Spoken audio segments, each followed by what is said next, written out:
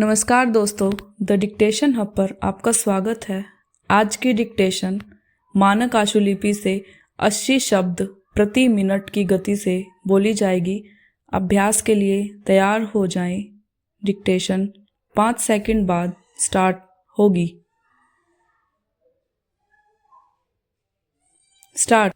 उपाध्यक्ष महोदय, आप जानते हैं कि इस विधेयक पर आजकल जो बहस हुई है उसमें हमने पूरा विरोध किया है और इस संबंध में अपने तर्क पेश किए हैं। सरकार ने हमारे किसी भी सुझाव को स्वीकार करने से इनकार कर दिया है। जहां तक इस कानून को अमल में लाने का संबंध है, केंद्रीय सरकार पूरे तौर पर राज्य सरकारों पर निर्भर है।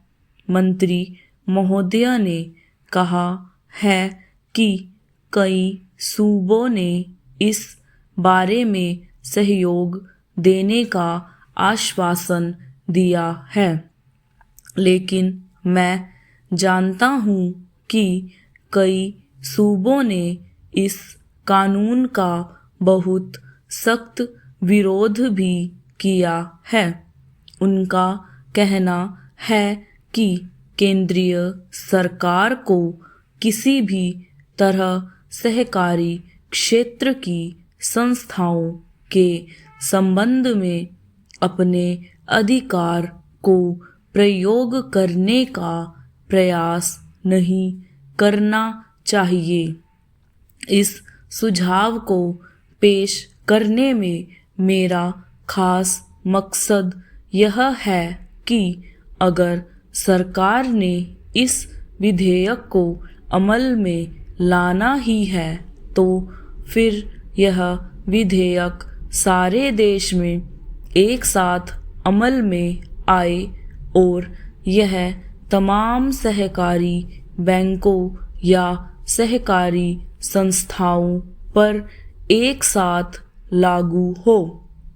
वरना जिस सूबे की सरकार यह मान लेती है कि इस विधेयक को वहां पर अमल में लाया जाए, वहां की सहकारी बैंकों को प्रीमियम देना पड़ेगा।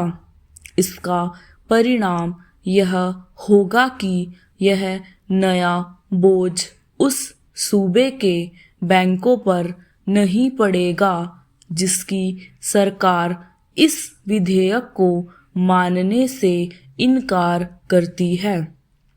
मेरे इस सुझाव को स्वीकार करने का यह भी लाभ होगा कि अगर केंद्रीय सरकार यह चाहती है कि इस कानून को किसी भी हालत में अमल में लाना चाहिए और सहकारी बैंकों में पैसा रखने वाले लोगों को तत्काल कानून का संरक्षण देना चाहिए, तो उस पर भी यह बंधन रहेगा कि चूंकि उसने इस विधेयक को 1 साल में अमल में लाना है, इसलिए यह जल्दबाजी करके इस विधेयक को पूरे देश पर एक साथ अमल में ला पाएगी।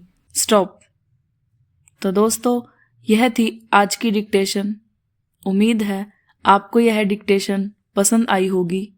ऐसी ही और डिक्टेशंस के लिए द डिक्टेशन हब को सब्सक्राइब ज़रूर करें और वीडियो को लाइक करना न भूलें। धन्यवाद।